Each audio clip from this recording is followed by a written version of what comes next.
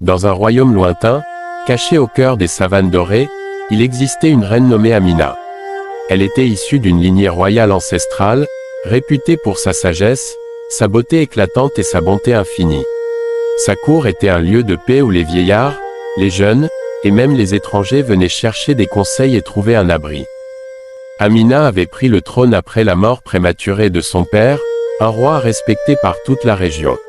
Il lui avait transmis ses valeurs profondes, l'harmonie, le respect de la nature, et, surtout, la justice. Elle régnait avec fermeté, mais toujours avec un cœur ouvert, écoutant les murmures du vent et les conseils des anciens. Mais il y avait une ombre au sein de son royaume. Certains de ses conseillers, avides de pouvoir, n'étaient pas contents de sa manière de gouverner. Parmi eux, il y avait un homme, Kofi, son bras droit, un conseiller très influent, mais dont la jalousie envers la reine ne cessait de grandir. Bien qu'il apparût respectueux et loyal, son cœur était empli de convoitises et de trahison. Kofi, rusé et habile dans l'art de manipuler les esprits, réussit à semer des doutes dans le cœur de certains membres de la cour. Il murmurait dans l'ombre, insinuant que la reine était trop douce et trop naïve pour mener un royaume dans une époque aussi tumultueuse. Il commença à convaincre certains seigneurs de la région qu'Amina manquait de force et qu'il était temps de placer un homme sur le trône, un homme qui saurait protéger l'héritage du royaume. La reine, bien que sage, n'était pas à l'abri des trahisons humaines. Elle remarqua l'éloignement de certains de ses conseillers, mais elle choisit de rester fidèle à sa nature, croyant en la bonté de son peuple et préférant dialoguer plutôt que de répondre par la méfiance. Elle ne savait pas encore que son plus proche allié, celui qu'elle considérait presque comme un frère, était l'artisan de sa perte. Un soir, alors que la lune éclairait la savane et que les étoiles dansaient au-dessus de la terre, Kofi réussit à convaincre un petit groupe de seigneurs influents de l'assemblée. Il leur parla d'une rébellion secrète qui se préparait, un complot contre la reine. Ces seigneurs, déjà sensibles à l'idée d'un changement, se laissèrent séduire par la promesse d'une nouvelle ère. Une nuit noire, les traîtres passèrent à l'action. Kofi, accompagné de ses alliés, fit irruption dans la salle du trône. Le silence de la cour fut brisé par les bruits des pas lourds, et bientôt, Amina se retrouva face à ses conspirateurs. La trahison était manifeste, mais elle ne chercha pas la violence. Elle se leva lentement, le regard fier, et se tourna vers Kofi, ses yeux remplis de tristesse. « Pourquoi as-tu trahi ton royaume, Kofi ? Pourquoi as-tu trahi la confiance que j'avais en toi ?» demanda-t-elle calmement. Kofi, avec un sourire froid, répondit, « Ma reine, le royaume a besoin d'un homme fort pour le diriger.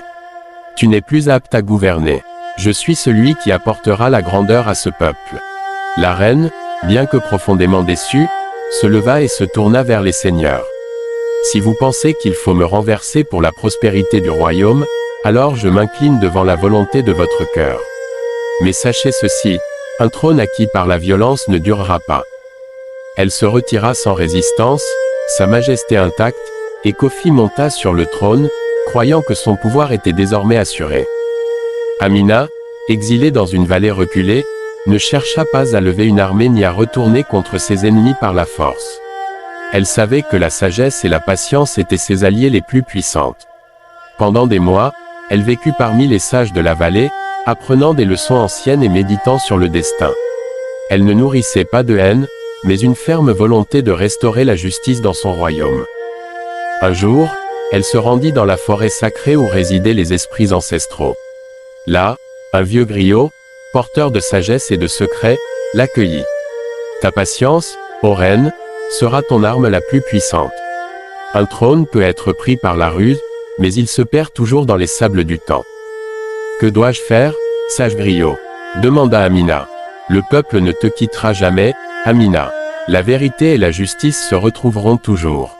Va, et laisse ton cœur guider tes pas. » Armée de cette sagesse, Amina retourna en ville, déguisée en simple villageois. Elle se rendit dans les villages alentours, écoutant les murmures des gens, leur montrant que le pouvoir du royaume était plus que des hommes sur un trône. Elle rallia peu à peu le peuple à sa cause. Le jour tant attendu arriva. Un grand rassemblement fut organisé dans la capitale, où Amina, revêtue de ses vêtements royaux, fit son apparition. Les seigneurs et le peuple, frappés par sa présence, murmurèrent tout en reconnaissance. Kofi, désormais couronné, regarda, stupéfait, la reine qui se tenait devant lui. « Reine Amina » s'écria un vieil homme du village. « Le royaume a perdu son âme sous ton absence. Nous avons soif de justice et de vérité. » Amina, avec une voix forte mais empreinte de calme, se tourna vers Kofi. « Tu as pris le trône par la trahison, mais sache que les esprits du royaume ne t'accepteront jamais comme leur roi. Un royaume ne peut prospérer dans le mensonge. » Kofi, dans sa fierté, tenta de rétorquer, mais il ne trouva aucun soutien parmi le peuple. Lentement, il s'éteignit sous les regards du peuple, sa force devenant une poussière que le vent emporta. Amina, avec sagesse et humilité, prit de nouveau le trône. Mais cette fois-ci, elle régna non seulement avec le pouvoir, mais aussi avec le cœur de son peuple, restauré dans la vérité et la justice.